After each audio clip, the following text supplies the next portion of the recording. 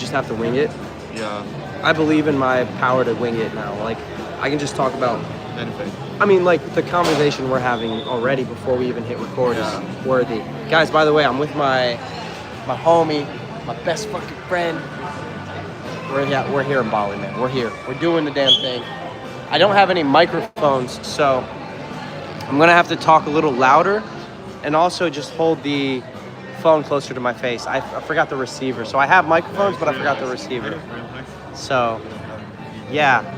And we were just talking about a second ago how who you have around you affects your energy so much. And because of that, you want to really vet and be careful with who you let around you. Because literally, Melvin's like sick right now because of the travels and just craziness. But he said just being around me and just us having this positive energy, he already feels better. It's like, damn, the sickness is going away faster. Isn't that interesting? Maybe there's something deeper beyond the surface that we can't see in energy. You ever hang around a quote-unquote energy vampire, someone who just drains you, and you're just like, for some reason around certain people, you're just not as charismatic, you're not as loose, you can't just talk and talk, you feel like you have to limit what you're saying, you feel like you're being judged. Because of that, you don't feel as cool. Well, there's a certain energy that they have in their mind that's transmuting to you. And you really want to be careful with who you surround yourself with, because not only you're going to make less money, you're going to have worse relationships, worse health. It's just going to affect every part of your life. And it's never worth it. Just stop hanging around people who are negative. Girl and guy. Even if she's hot, even if he's rich or has a lot of cool things. And I'm going to throw you in here as well. It's kind of awkward because it's like a hard way to hold it. Can you put it here? What I'll do is whenever you want to add, I'll just like flip the camera.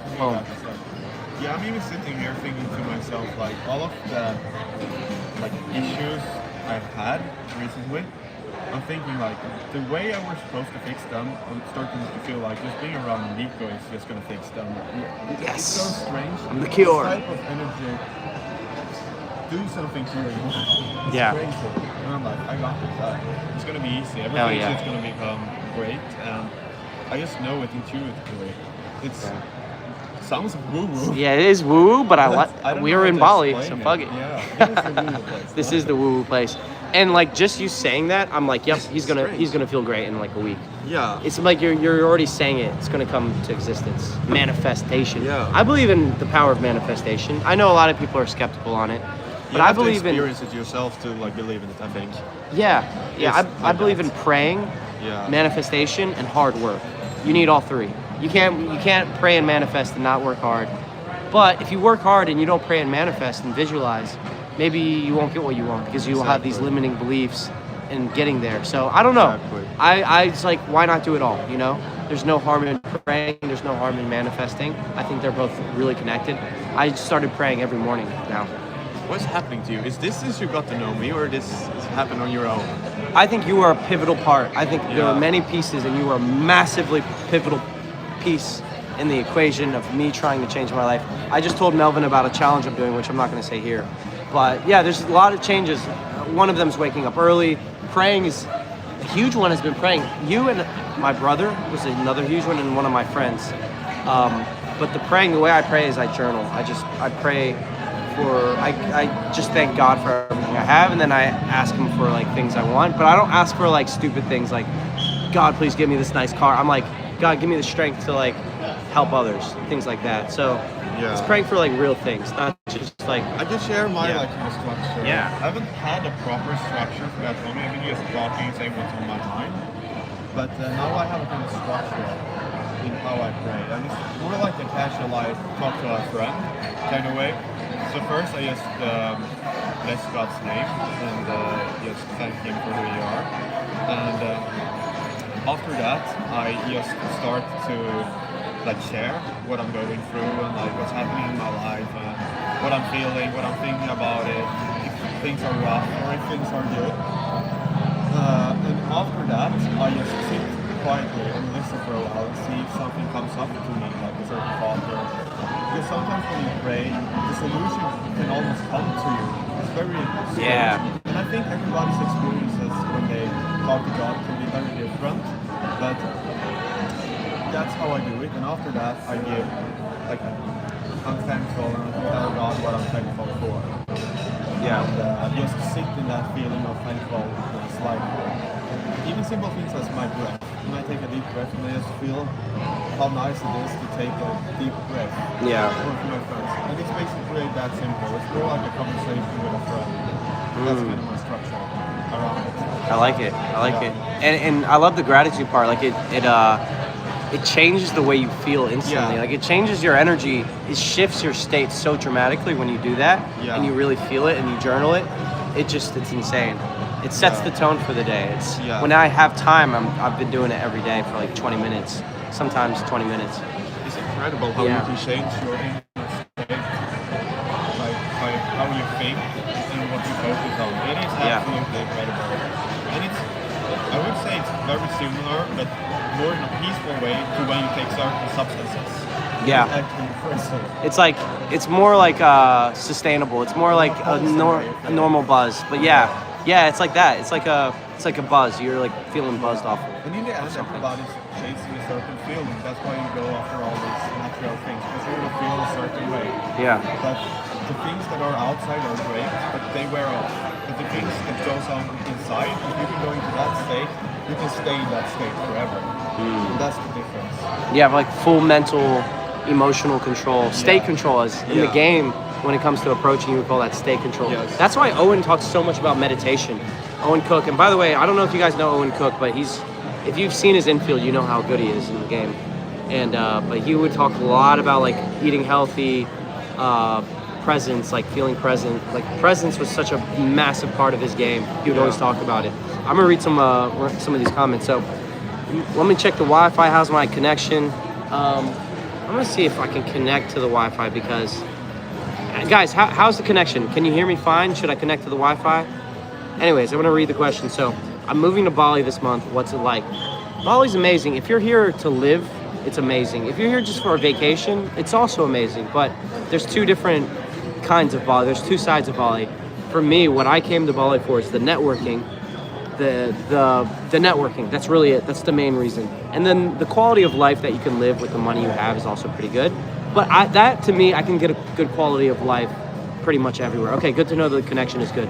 The main benefit you get from Bali is the networking. I figured out how to make money online in Bali. I scaled my business this summer in Bali. I have a lot of people I can talk to about business every single day in Bali.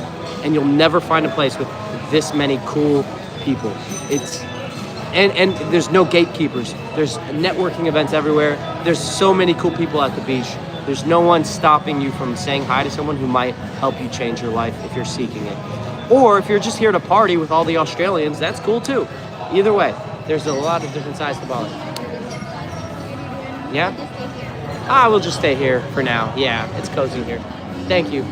And what do you think of Bali? You've been here for a total of 15 hours and you were sleeping most of them. Yeah, He just woke up. Almost sleeping, and I feel very confused now because I woke up at the night.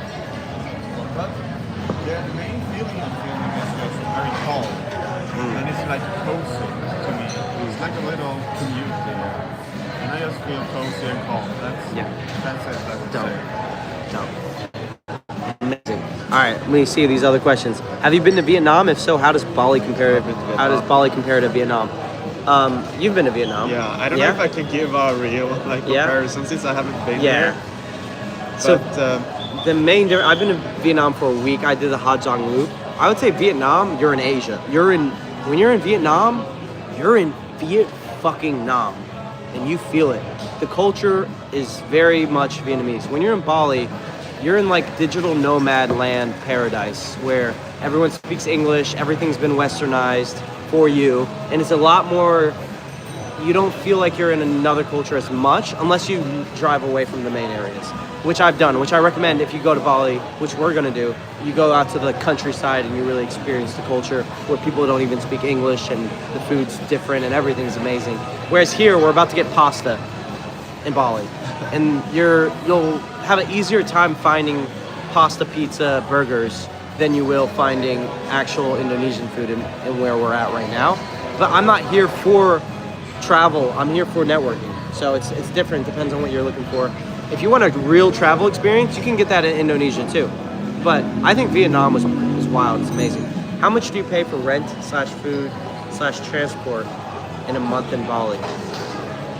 That's a good question. It just depends. We'll have to track it. Huh? We'll have to track it. Yeah, we'll have to track it. It really depends on...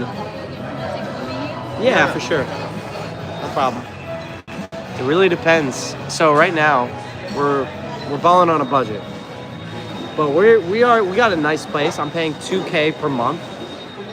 Hey, thank you. I appreciate it. Oh yeah, thank you. Appreciate you. So this was for example, this was like $5 or something, or $6. They have a special deal today. But like, yeah, it's cheap. I'm spending, so for 2 people, my plan is to spend around $3K per month for 2 people. And that's rent and food and stay and like and all the fun activities that you might potentially do. So I'm gonna only live stream for another 4 minutes. I have a rule, I'm trying to do 3 per week, even if it's inconvenient. Even if I'm at a restaurant and I have to do it, I'll do it. Just to get into the habit of live streaming. On Saturday, I might be live streaming at a much more interesting place, at an event. And I wanna start live streaming at the beach. I have to get a better SIM card for it because the connection's kind of shit at the beach. But I'm gonna start live streaming at the beach, doing interviews, asking people questions, and yeah, having a good time, rizzing on camera, the whole 9 yards. Man, I'm in Bali. Life is good. Living life. Feeling good. Feeling blessed. My schedule's fixed. I'm waking up at 6 a.m. every day. A whole new world, bro. A whole new world. When you wake up that early, you see the sunrise. You have much more sunlight in the day. You feel different. Like, it's weird. Like, I'm not used to it. For the last year, I've been waking up around no earlier than noon. Like noon was early. If I woke up at 12 p.m. this last year, that was early. If I woke up at I usually woke up around 1 or 2 p.m., sometimes 3 or 4. And it's because I was doing nightlife 6 or 7 hours a night sometimes and running boot camps. And now that I'm waking up early, I wake up, I have so much more time in the day. My mind is so much more clear. My anxiety is pretty much gone, which is awesome. And yeah, I feel great. So I'm not gonna say I'm not doing nightlife ever again. I'm running boot camp still next year in the summer. But now I know I need balance and I can't just could do it all day, every day, continuously. So guys, any questions below before I hop off? I wanna enjoy my pasta and I'm here with my friend Melvin. We're gonna enjoy the vibes here a bit. What's your first impression, bro, of Bali? Traffic chaos, yeah. I'm excited. So I'm excited for you to see the spots. There's some cool spots, and you'll meet a lot of cool people here. That's what makes it cool. So yeah, man. All right, let's try the pasta. Let's see how it is. Check it out.